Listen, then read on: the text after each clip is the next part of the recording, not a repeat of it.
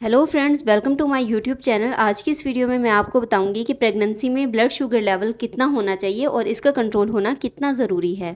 क्योंकि अगर ये कंट्रोल में नहीं है और आपके ब्लड में इसकी वैल्यू ज़्यादा रहती हैं तो इसका नुकसान आपको और आपके साथ साथ आपकी कोख में पल रहे बच्चे को भी होता है। तो आज मैं आपको बताऊंगी कि प्रेगनेंसी के दौरान नॉर्मल ब्लड शुगर लेवल कितना होना चाहिए। कई बार ऐसा होता है कि जिन फीमेल्स को पहले कभी डायबिटीज़ की शिकायत नहीं रही, यानी कि उनके ब्लड शुगर लेवल्स हमेशा ही नॉर्मल रहते हैं, इनके साथ ऐसा हो सकता है कि प्रेगनेंसी के दौरान यानी कि जब वो प्रेग्नेंट होती हैं तो ब्लड शुगर लेवल्स जो होते हैं वो बहुत ज़्यादा बढ़ जाते हैं और डिलीवरी होने के बाद यानी कि बच्चे की डिलीवरी होने के बाद ये ब्लड शुगर जो हैं वो अपने आप नॉर्मल हो जाती है, यानी कि उन्हें प्रेगनेंसी के दौरान डायबिटीज़ हो जाती है। इसको गेस्टेशनल डायबिटीज़ कहा जाता है। अब इसके प्रेग्नेंट फीमेल के भी और इसके होने वाले बच्चे के ऊपर भी बहुत ज़्यादा बुरे असरात पड़ते हैं। जनरली जो आपके रूटीन टेस्ट होंगे उनसे हमें पता चलता है कि गेस्टेशनल डायबिटीज़ है कि नहीं है, और इसके लिए यूरिन टेस्ट भी करवा के देखा जाता है कि इस यूरिन में शुगर आ रही है कि नहीं आ रही। तो इसका प्रॉपर डायग्नोज होना बहुत ज़्यादा ज़रूरी होता है और आपके ब्लड शुगर लेवल्स को प्रेगनेंसी के दौरान मॉनिटर करना बहुत ज़्यादा ज़रूरी होता है। अब ज़्यादातर क्या होता है कि ज़्यादातर फीमेल्स में गेस्टेशनल डायबिटीज़ डेवलप होती है, वो होती है 24 वीक से 28 वीक ऑफ प्रेगनेंसी में, यानी कि प्रेगनेंसी का जो आपका छठा महीना होता है, छठे महीने से लेकर 7वें महीने तक इसके डेवलप होने का टाइम होता है।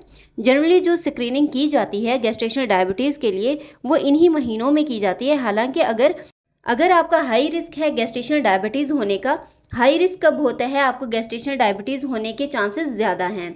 अगर आपकी फैमिली में किसी मेंबर को डायबिटीज़ है तो आपके थोड़े चांसेस जो हैं वो बढ़ जाएंगे। इसके अलावा अगर आपकी पिछली प्रेगनेंसी में ऐसा हुआ है, यानी कि जो पहले बेबी हुआ है वो 4 kgs यानी कि 4 किलो से या फिर इससे ज़्यादा वज़न का है, या फिर आपको पहले मिसकैरेजेस हो चुके हैं, क्योंकि ब्लड शुगर लेवल्स बड़े होने की वजह से मिसकैरेज भी हो सकता है।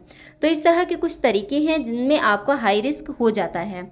अगर ऐसा है तो फिर पहले भी टेस्ट करवा के कंफर्म किया जा सकता है कि आपको गेस्टेशनल डायबिटीज़ तो नहीं है, लेकिन जनरली स्क्रीनिंग की जाती है फीमेल्स में, वो छठे और 7वें मंथ में की जाती है। तो इसके लिए जो टेस्ट होता है वो होता है ओरल ग्लूकोज टॉलरेंस टेस्ट, यानी कि OGTT टेस्ट। इस टेस्ट से जो रिज़ल्ट आता है इससे ये डिसाइड होता है कि आपको गेस्टेशनल डायबिटीज़ है कि नहीं है। तो इसके लिए पहले तो आपका फास्टिंग ब्लड लेकर इससे टेस्ट किया जाता है। इसके बाद फिर आपको एक ग्लूकोज का सोल्यूशन पिलाया जाता है। इसके 1 घंटे के बाद फिर से आपका ब्लड सैंपल लिया जाता है और इसके भी 1 घंटे बाद, यानी कि जो ग्लूकोज का सोल्यूशन आपको पिलाया गया है इसके 2 घंटे बाद फिर से एक और ब्लड सैंपल लिया जाएगा। तो ये जो 3 टेस्ट होंगे आपके, यानी कि जो एक फास्टिंग वाला ग्लूकोज का लेवल होगा उसके 1 घंटे के बाद जो आपका ग्लूकोज का सोल्यूशन जब पिलाया गया है तो उसके 1 घंटे के बाद का लेवल आएगा, और तीसरा जो 2 घंटे के बाद ग्लूकोज सोल्यूशन लेने के 2 घंटे के बाद ग्लूकोज का लेवल आएगा। ये 3 जो वैल्यूज़ हैं ये इम्पॉर्टेंट होती हैं। इनमें से अगर एक भी वैल्यू आपकी बढ़ी हुई मिलती है तो आपको वहाँ पे गेस्टेशनल डायबिटीज़ जो है वो डायग्नोज हो जाती है। तो सबसे पहले बात कर लेते हैं कि आपका जो फास्टिंग वाला ब्लड का शुगर लेवल आना चाहिए वो कितना आना चाहिए। ये आपका अगर 92 mg/dl या इससे ज़्यादा है तो वहाँ पे आपकी जो गेस्टेशनल डायबिटीज़ है उसकी डायग्नोज हो जाएगी, यानी कि आपको गेस्टेशनल डायबिटीज़ है। अब बात कर लेते हैं दूसरे सैंपल के रिज़ल्ट की, यानी कि जब आपको ग्लूकोज का सोल्यूशन पिला के 1 घंटे के बाद सैंपल लेकर आपके ब्लड में जो शुगर लेवल चेक किया गया है वो लेवल अगर आपका 180 mg/dl या इससे ज़्यादा आए तो वहाँ पे भी आपकी गेस्टेशनल डायबिटीज़ जो है वो डायग्नोज हो जाएगी। और तीसरी जो वैल्यूज़ आपकी आएगी वो है ग्लूकोज सोल्यूशन के पी लेने के 2 घंटे के बाद 153 mg/dl या फिर इससे ज़्यादा होगी तो आपकी गेस्टेशनल डायबिटीज़ की जो डायग्नोज है वो बनेगी।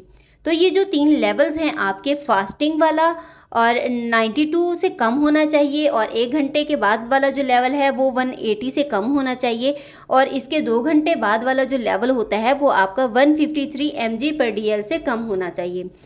ये थी हमारी आज की वीडियो। आई होप कि आपको वीडियो पसंद आई होगी और इसमें बहुत कुछ सीखने को मिला होगा। तो वीडियो को लाइक कीजिएगा, शेयर कीजिएगा और इस चैनल को ज़रूर सब्सक्राइब कीजिएगा। मिलते हैं हमारे नेक्स्ट वीडियो में। Thanks for watching.